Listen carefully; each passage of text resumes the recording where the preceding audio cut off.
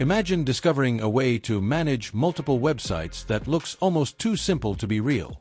Hold that thought for a second, because the biggest expense most bloggers face isn't what you probably think it is. Ask a blogger how much they earn from ads or affiliate marketing, and many can give you a rough number. Ask the same blogger how much they've spent on hosting over the last 5 years, and most have no idea. It makes sense when you think about it. You start with one blog.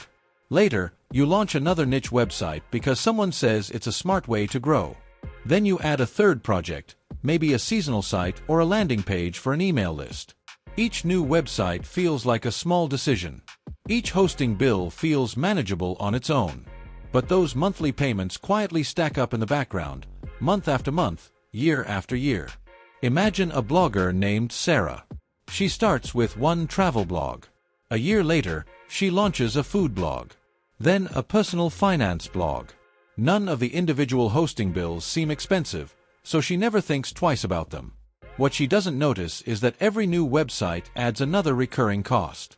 Over time, those small monthly payments begin eating into the income she's worked so hard to build.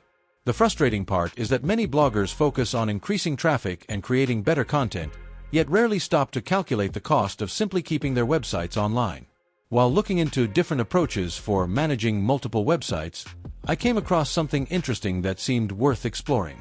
The opening clip came from a platform called AI Hosting. According to its official information, it claims to let users host multiple websites under a single account while also including built-in website security features.